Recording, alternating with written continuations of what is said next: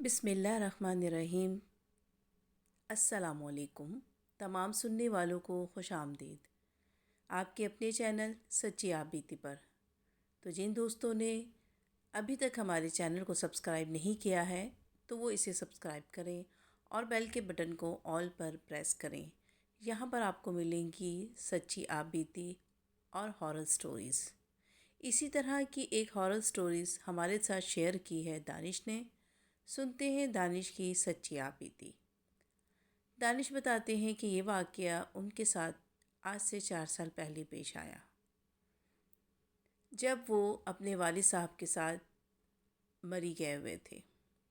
دراصل ان کے والد صاحب کے دوست نے مری میں اپنا ایک ہوٹل جو تھا وہ کھولا تھا اور اس کی اوپننگ تھی، تو وہاں پہ انہیں انوائٹ کیا تھا۔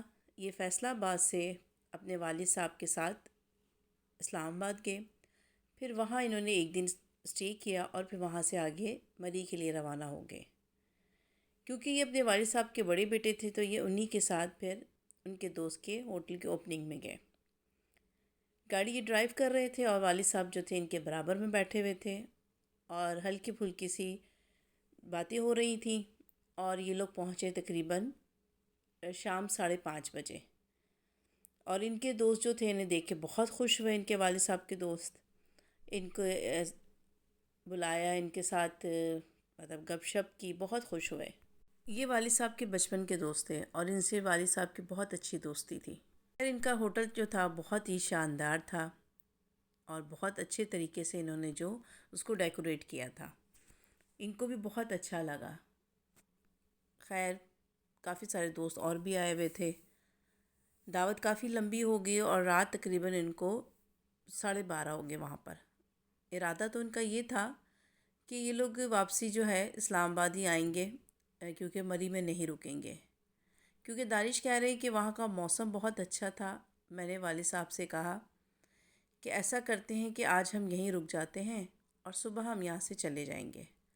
تو والد صاحب نے کہا کہ نہیں، میرے کام کا جو ہے وہ حرج ہوگا اور مجھے بہت جلد جو ہے فیصل آباد بھی پہنچنا ہے، تو بیٹا ابھی ہی ہم نکلیں گے۔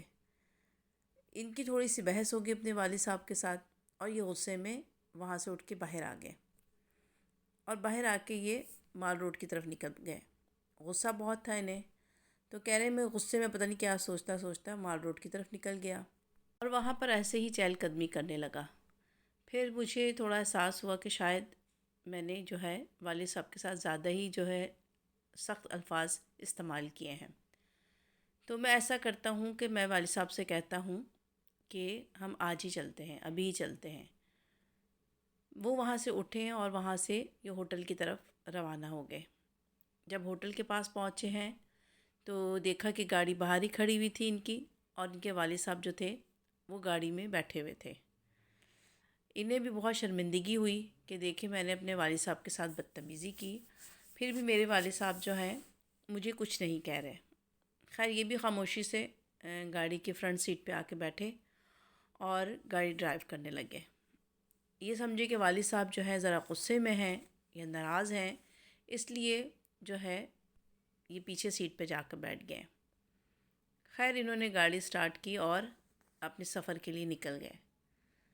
تھوڑے آگے گئے تو کہنے لگے کہ مجھے پیاس لگی، تو وہاں پر ایک کیبن تھا اور میں نے سوچا کہ یہاں پر رک کر میں پانی کی بوتل لے لیتا ہوں، اور والد صاحب سے انہوں نے پوچھا کہ آپ سگریٹ لیں گے؟ تو انہوں نے کوئی جواب نہیں دیا۔ دانش نے 1 سے 2 دفعہ پوچھا تو ان کے والد صاحب نے کوئی جواب نہیں دیا۔ یہ ایک مسلسل ٹک ان کی طرف دیکھے جا رہے تھے۔ دانش کہنے لگے کہ شاید غصے میں ہے۔ خیر وہ گاڑی سے اترے اور آ کر انہوں نے وہاں سے بوتل لی پانی کی اور سگریٹ لی اپنے والد صاحب کے لیے، اور یہ گاڑی کی طرف واپس آ گئے۔ اس جو کیبن پہ جو دکان تھی وہاں پہ 2 سے 3 اور لوگ بھی کھڑے تھے۔ جب یہ وہاں سے مطلب نکلیں اور گاڑی کے پاس آئیں تو یہ دیکھنے لگے کہ ان کے والد صاحب جو تھے وہ گاڑی میں موجود نہیں تھے۔ انہوں نے کہا کہ شاید وہ بھی اتر کر اس دکان کی طرف گئے ہوں گے۔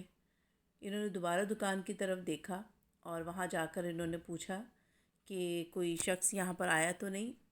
تو جو دکان والا تھا وہ کہنے لگا کہ باؤ جی آپ تو اکیلے ہی گاڑی میں تھے۔ اس نے کہا کہ نہیں، میرے والد صاحب میرے ساتھ تھے۔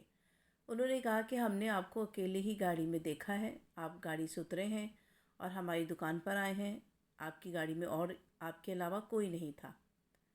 یہ کہنے لگے کہ نہیں، میرے والد صاحب پیچھے بیٹھے ہوئے تھے۔ ابھی یہ اس کو کنوینس کر ہی رہے تھے کہ ان کے فون کی بیل بجی، اور جب انہوں نے دیکھا تو اس پہ ان کے پاپا کا نمبر تھا۔ انہوں نے کہا کہ شاید پاپا مجھے کال کر رہے ہیں، پتہ نہیں پاپا کہاں ہیں۔ انہوں نے فوراً ہی کال ریسیو کی، اور آگے سے جو تھے ان کے والد صاحب غصے میں تھے، کہنے لگے کہ کتنی دیر سے میں تمہارا انتظار کر رہا ہوں، جب واپس جانا تھا تو تم کہاں چلے گئے ہو؟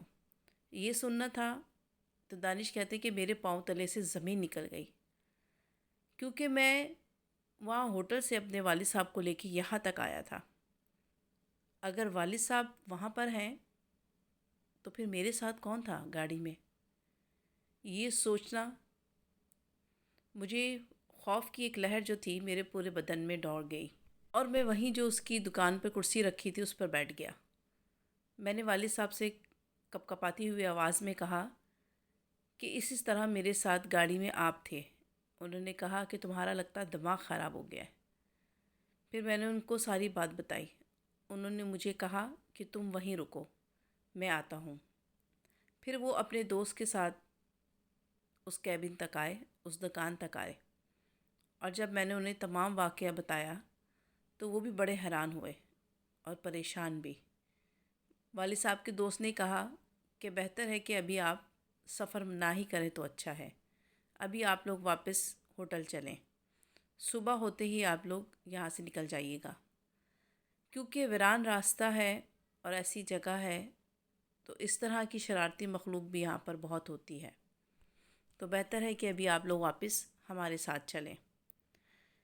خیر واپسی میں میری جو گاڑی تھی وہ والد صاحب نے ڈرائیو کی اور ہم لوگ ہوٹل پہنچے، مگر مجھے یقین نہیں آ رہا تھا کہ آیا میرے ساتھ گاڑی میں وہ کون تھا جو کہ میرے والد صاحب کی شکل میں موجود تھا۔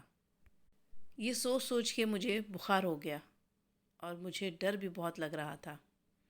خیر والد صاحب نے مجھے کول ڈاؤن کیا اور میرے اوپر آیتیں پڑھ کے دم کیا اور مجھے کہا کہ تم بالکل بھی مت ڈرو، اس طرح کی مخلوق جو ہوتی ہے ایسی جگہوں پر ہوتی ہیں۔ خیر وہ پوری رات جو میں خوف کے مارے میں سو نہیں سکا، اور صبح ہوتے ہی ہم لوگ وہاں سے نکلے اور ڈائریکٹ ہم لوگ فیصل آباد آ گئے۔ ہم لوگ پھر اسلام آباد میں نہیں رکے کیونکہ مجھے بہت زیادہ خوف آ رہا تھا۔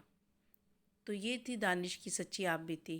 امید کرتی ہوں آپ لوگوں کو پسند آئی ہوگی۔ اس ویڈیو کو لائک اور شیئر ضرور کیجیے گا، اور ہمیں اپنی دعاؤں میں ضرور یاد رکھیے گا۔ اللہ حافظ، فی امان اللہ۔